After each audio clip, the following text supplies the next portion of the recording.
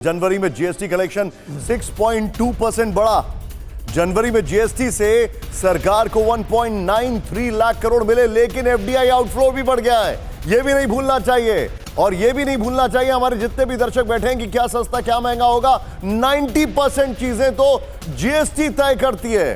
जी हाँ, लेकिन इस बीच एक और बड़ी खबर यह कि बजट के दिन गिरावट के साथ खुला है शेयर बाजार। गिरावट के बाद सेंसेक्स में मामूली बढ़त देखी गई है, लेकिन बाजार गिरावट के साथ। यूईएम जयपुर एक आदर्श लक्ष्य है।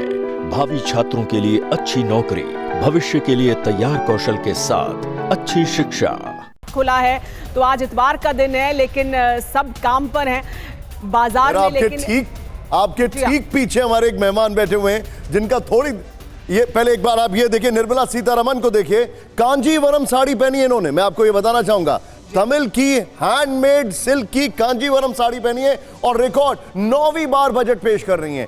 लेकिन स्टॉक मार्केट के लिए एक बड़ी शानदार जानकारी आपके लिए। ठीक पीछे बैठे उनका एक रील देखा आपने जो गाड़ी में बताया था, जरा पब्लिकली को अभी बता दीजिए कि क्या खरीदे क्या नहीं खरीदे, बल्कि क्यों ना खरीदे, बताइए सर। एक बार आ रहे हैं आप, बताइए सर। तो बेसिकली हमें आज कुछ भी नहीं खरीदना चाहिए जो भी इन्वेस्टर्स है, बिकॉज वो आज खरीदेंगे तो कल बेच नहीं पाएंगे।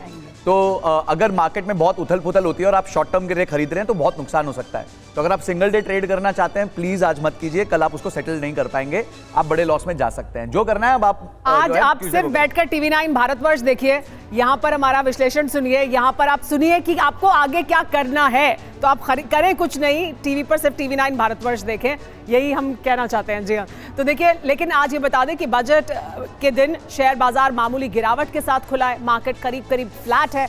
ऐसे में शेयर बाजार निवेशक बजट से चाहते क्या है, आइए वो जानते हैं।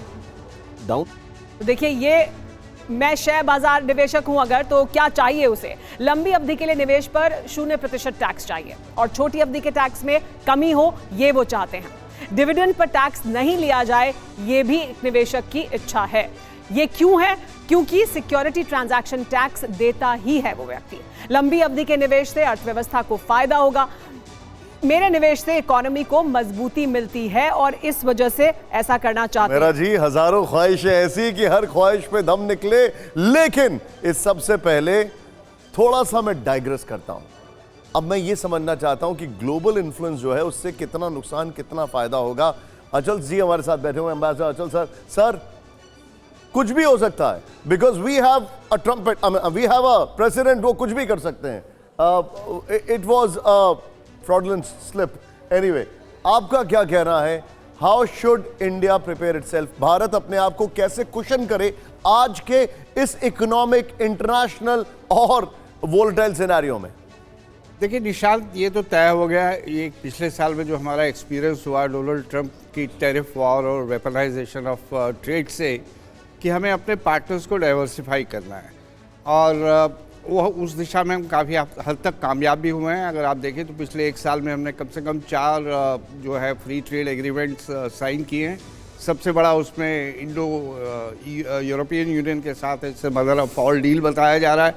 तो इससे क्या होगा कि मिटिगेटिंग इफेक्ट होगा। जो नुकसान हमें टैरिफ्स की वजह से यूएस ट्रेड में हो रहा है, जो हमारी लेबर इंटेंसिव इंडस्ट्रीज़ हैं जैसे टेक्सटाइल्स है, लेदर है, जेम्स एंड ज्वेलरी है, जो नुकसान वहाँ उठा रही है, अब उनके लिए एक अल्टरनेटिव मार्केट्स खुलेंगी। प्रोसेस है, थोड़ी लंबी चलेगी।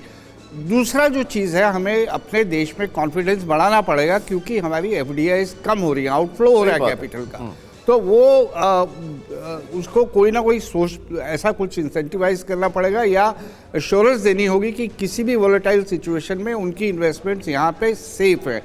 और जहाँ तक अपने डोमेस्टिक प्राइवेट सेक्टर की बात है, वो मैं कई साल से सुन रहा हूँ, हम अपने प्राइवेट इंडस्ट्री को बार बार मोटिवेट करते हैं, थक गए हैं मेरे ख्याल से। शायद वो पता नहीं क्या उनकी जो प्रायोरिटीज़ कहाँ हैं, वो अपने देश में इन्वेस्ट नहीं करना चाहते। तो उसके लिए कोई तोड़ निकालना पड़ेगा। भूलना नहीं है कि 2047 का जो हमारा टारगेट है 30 ट्रिलियन इसका इकोनॉमी का, जो डेवलप्ड इकोनॉमी 30 ट्रिलियन तक जाने के लिए 8% से भी ऊपर हमें ग्रोथ रेट चाहिए जीडीपी का। वो अभी 7 के आसपास हॉवर कर रहा है। Noted sir.